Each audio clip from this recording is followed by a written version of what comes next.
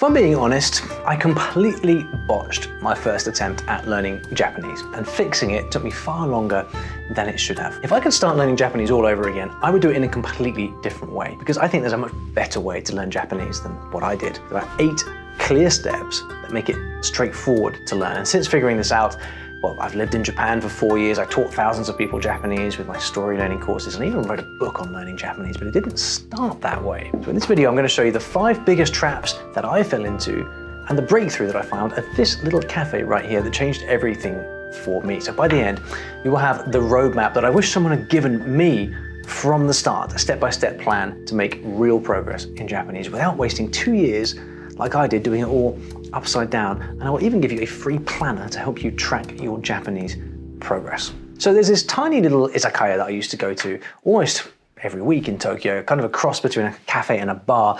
I would sit there for hours learning Japanese, trying to crack the code. And that place, well, that's where everything changed for me. But getting there was a very different story. You see, when I first started learning languages when I was 19 years old, everything came comparatively easily. French, Spanish, Portuguese. As an English speaker, these languages were quite familiar. A lot of cognates, words that sounded the same, looked the same. The grammar feels kind of logical, and getting to a point where you can actually talk and converse fluently, it's not that difficult. So when it came to Japanese, well, I thought, well, how different can it be? Japanese was my 5th language, and I wanted to learn Japanese because I had Japanese friends at university. I'd always been interested and curious about the country and the language. So I thought I would get a bit of a head start. I was in the UK, I bought some textbooks, I was learning hiragana, I even did a few language exchanges, practicing a few phrases back and forth with Japanese people. And I kind of got this same cool little boost initially, the buzz when you first start learning a new language, that honeymoon period where you think you know a whole bunch of stuff,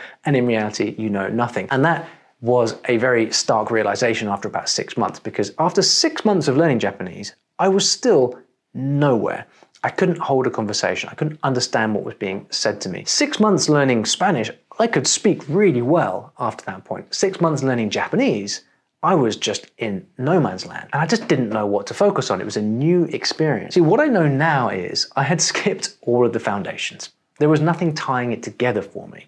So what I would have wanted is a roadmap that showed me, look, if you just focus on these things and ignore all this other stuff, well, you'll make progress a lot faster. It would have saved me a lot of frustration, and I'm going to show you exactly what this roadmap is. Here's the thing. Japanese is not like other languages. If you speak any European languages, Romance languages, it's completely different. Now, in our story learning language difficulty guide, we actually rank Japanese right up there with Cantonese and Mandarin, some of the toughest languages in the world for English speakers. And it's fundamentally because there is no shared DNA between English and Japanese. There's no Latin roots, there's no familiar grammar, a lot of the sounds are different, the writing system. There are 3 different scripts to learn in Japanese just to be able to read and write it.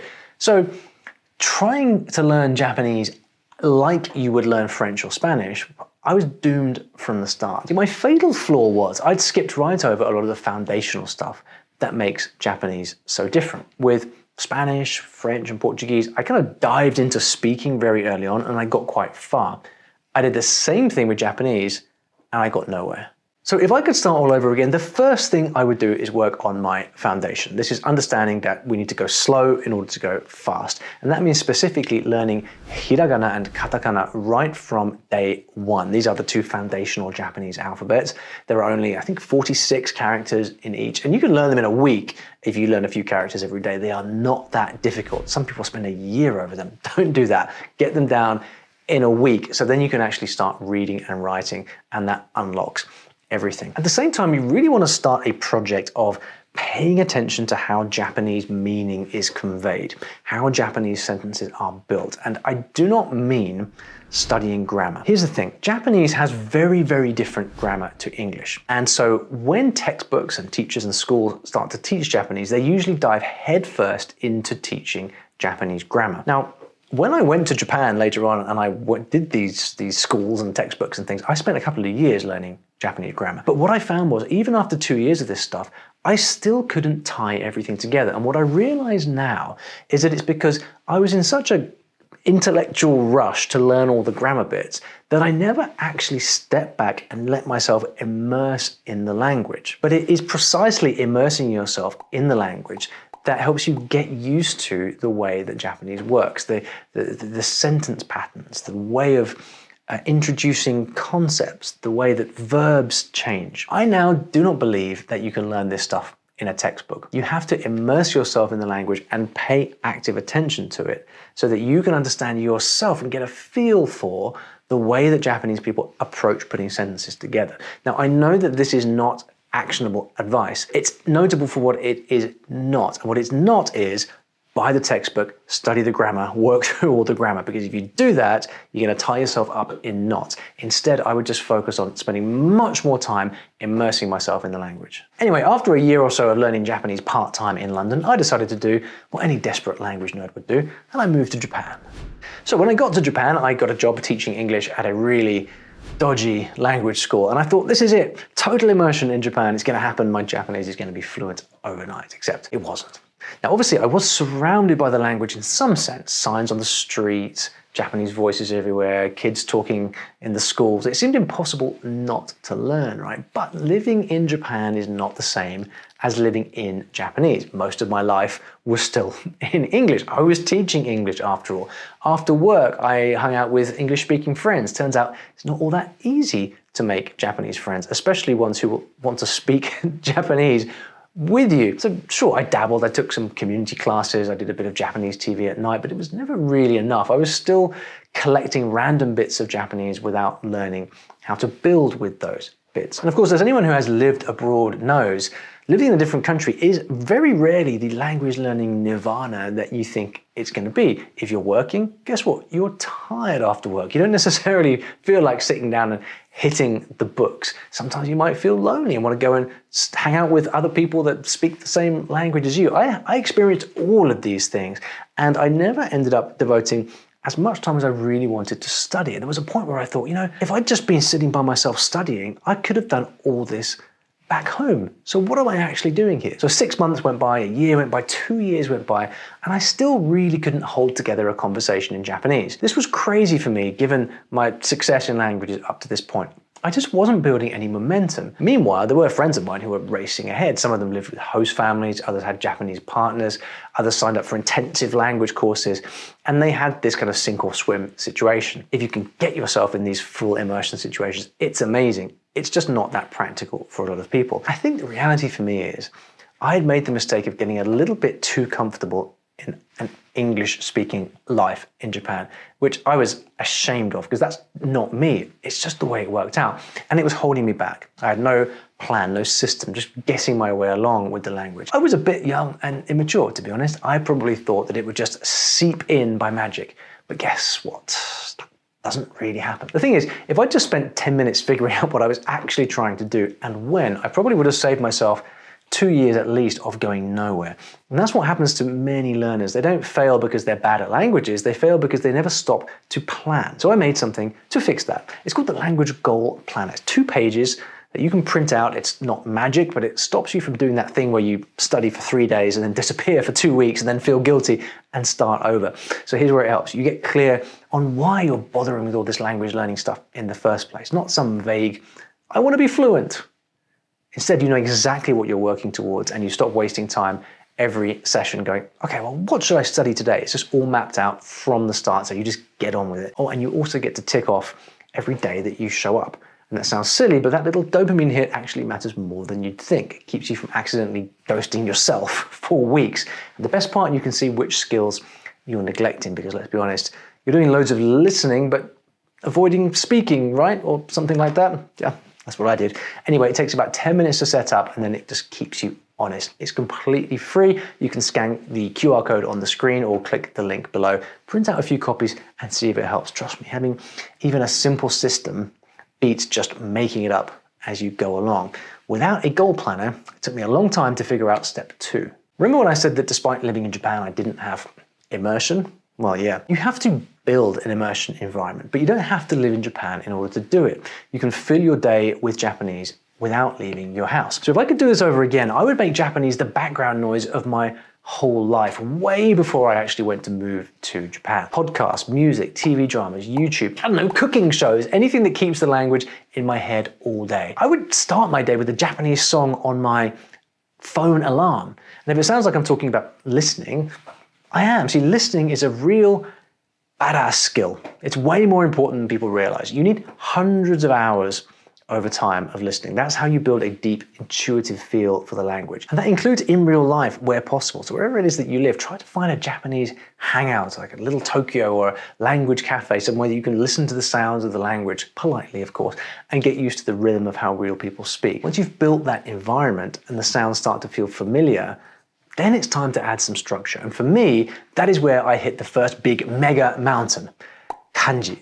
Kanji is the thing that haunts every Japanese learner's nightmares, but it is also the key to everything. Now, if you're new to Japanese, kanji is that third writing system. It's not an alphabet, it's those Chinese-looking characters that you see everywhere. That's because they came from Chinese. That's why they look like, yeah, you get it. Each one has meaning. So for example, this character means sun, this one means origin. Put them together and you get Japan, which is literally the origin of the sun. And if you can't read kanji, you're basically locking yourself out of half of the language. Japan even has an official list of just over 2,000 characters that you are supposed to know, but that's just the starter pack. There are many more. I probably got to around 500 or 600 characters through sheer exposure and a little bit of interest, texting Japanese friends, writing little notes, seeing the same ones over and over again.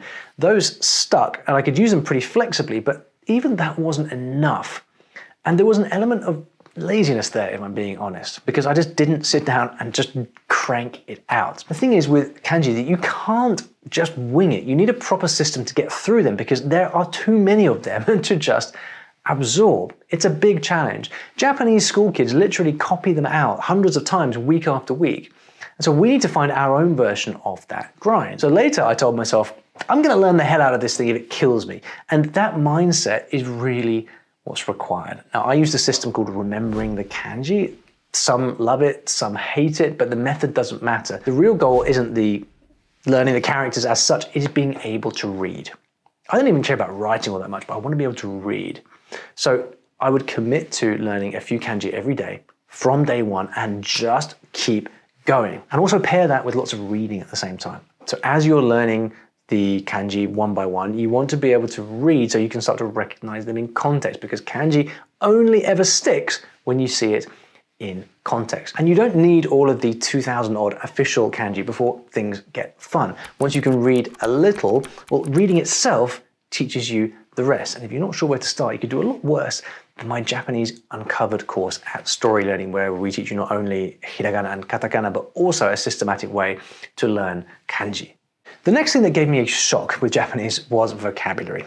It was like a maze, because in Japanese, it's never as simple as one word for one thing. Take the word wear, for example. In English, you wear everything, a hat, a shirt, shoes, but in Japanese, it depends where you wear it. Kiru is used for clothing worn on the upper body, up to the neck, like a shirt. For example, shatsu o kiteiru. Kaburu is used for things worn on the head, like a helmet. Samurai wa kabuto o kabutte ita. And haku is used for things worn on the lower body, like pants. Zubon o haiteiru. Finally, kiru can also refer to wearing clothes in general. Kirei na fuku o kiteiru ne. And let's just say I learned that the awkward way. So if I could restart, I would spend a lot less time on word lists and a lot more time actually learning to read so that I could read, because when you read, guess what? There are words in reading, and that's how you amass your vocabulary. All the clues you need are right there in the text. So no wonder I was so troubled. I couldn't think in Japanese. Like, I could say words, but they weren't really mine yet. But all this was still way before I discovered this cafe,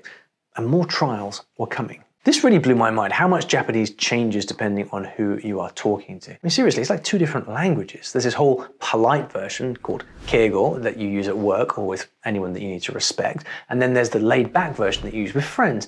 And the difference between the two is really huge. I mean, we're talking like literally different words that you use depending on the register that you're talking in. So keigo is all about showing respect or humility, and you can't just It's not about swapping a word. There's often completely different vocabulary, the grammar changes, the tone, everything. おはよう。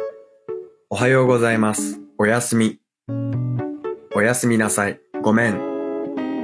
ごめんなさい。すみません。 Isn't that nuts? And the problem is you can't just mix them either. This isn't like a Spanglish situation. If you're in a meeting and suddenly switch to casual Japanese, you're going to ruffle some feathers. And likewise, if you use keigo with your friends, you're going to get laughed out of the room. When I first tried to get my head around this, I just didn't even know how to contend with it, because it's like, hang on, learning regular Japanese is one thing, but now I've got to learn two versions, and I really kind of just want to speak casual Japanese with my friends, but then that's actually not easy to learn because the textbooks all teach formal Japanese. In hindsight though, I really didn't need to worry all that much because Japanese people are very forgiving and your overall learning journey is more important anyway. Probably the strangest thing of all was just how scripted the language is. It's fascinating really. You know how people are always telling you to just be yourself? Yeah, that's a Western thing. These people who are telling you that are not Japanese. See, Japanese isn't just a language, it's a social system. There are set phrases for so many things. Apologizing, ordering food, making introductions, even small talk at work. Now we have this in English as well, but it's on a different level in Japanese. It's a bit like once upon a time. Everyone knows that's how a proper story starts. Well, in Japan it's the same idea, but for everyday life. There's almost always a right line for every situation, and they're quite rigid about it. In Japan, when someone compliments you, we don't say thank you. We say 全然そんなことないです。そんなことないです。 For example, when you meet someone new, はじめましてよろしくお願いします。はじめまして or よろしくお願いします. Which one should I use? that's the Japanese version of nice to meet you, and everyone says it from business meeting to first dates. And at first, I didn't really get that at all, because in English, we're encouraged to be quite direct and say what we think, right? So I walk into a cafe, try to order something, and go completely off script. Can I get a quarter pounder with only cheese, ketchup, and bacon? No, you cannot do that. In Japan, that kind of blunt honesty makes people pretty uncomfortable. It's not rude exactly, it's just not how it's done. Once I started to learn these social formulas, these patterns, I gradually stopped feeling like this foreigner that was just making things awkward for everybody. Now, like I said earlier, one of my biggest mistakes was the way that I tried to learn grammar, specifically by trying to force it at the beginning and doing what a lot of people do, which is a mistake in my view, which is to make learning the language all about the grammar. You end up with your head in the weeds and you don't see the bigger picture. So I got so annoyed with grammar when I was doing Japanese that I eventually just kind of started dipping in and out of it, a bit from a textbook here, a bit from a friend there, but I never built a proper system. Once you get a handle on the language though, and you can understand more, there comes a point where you really do need to start learning grammar properly, because that is, in the end, how all languages kind of glued together. Japanese grammar, once you get into it, it's not actually all that hard. Once you start to see how it works, there are loads of rules, sure, but unlike English, they usually behave themselves. The real challenge is nuance, because Japanese doesn't just stack words in a line, it builds meaning through little endings that tie everything together. And to our English ears, these are very, very difficult to spot and easy to miss. So a simple example to demonstrate this is a sentence like ame ga furu, which means it rains. Ame ga furisou means it looks like it's going to rain. So the whole thing is sort of similar, but then you start to just change the endings. And if you miss these subtleties, you miss the true message. Now, in that example, it's easy to spot. In longer sentences, when it's happening a lot, it's difficult to spot. And this would happen to me constantly. I would read a page in my book, understand every word, get to the end and think, what the hell just happened? I'm confused. And it turns out I'd missed a little grammatical marker or particle in there somewhere. And these endings can tell you all sorts of things. Why something happened, whether it's good or bad, who's responsible. It's just totally different from English. You really cannot think and logic your way into it. You've got to live with it until your ear catches those hints. But even after all that, I still hadn't faced the one thing that was holding me back. I could understand a lot of Japanese, but I couldn't live in it yet. So I reached this breaking point and I knew that I had to do something big. Don't you love it when your biggest mistake of all becomes a mind-blowing breakthrough? It doesn't happen often, but when it does, it's cool. See, all this time I've been wondering why I could read, memorize, and recognize a lot of words, but every time that I opened my mouth to speak, I just got so nervous. It was a weird feeling for me, a confident speaker of multiple languages. I just got sure that I was going to get it wrong again or embarrass myself. Well, that all finally changed in the summer of 2012, I think it was, in Tokyo. I decided to start doing language exchanges and speaking Japanese every single day. The great thing about a language exchange is that it puts you in a situation where the point of being there is to speak in the language. You can get embarrassed, but you gotta keep going. There's no walking away from the conversation. So I would go to this cafe with people who I was going to practice the language with.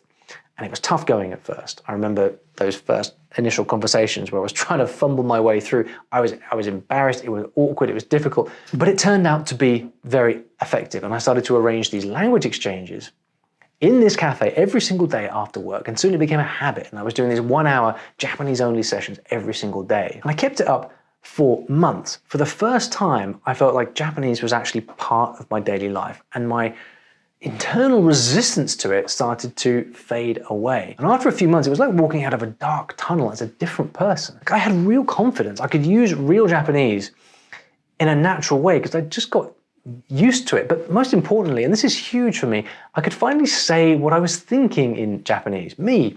This was the real breakthrough. I'd crossed this line from just repeating stuff that I had learned somewhere to expressing myself, what was in my head, in my heart. And this was all because I forced myself to speak every day for months. No excuses. For outsiders, saying what you really think in Japanese, in a Japanese way, is one of the hardest things. That's why if you want to get good, you really need a speaking binge. You need to start speaking what's on your mind as much as possible. Even if you have to mime half of it, you just have to get used to creating those neural pathways that gets it from the back of your brain out through your mouth. And that's when your brain starts to rewire itself. And once you start everything else, listening, grammar, confidence, it shoots through the roof.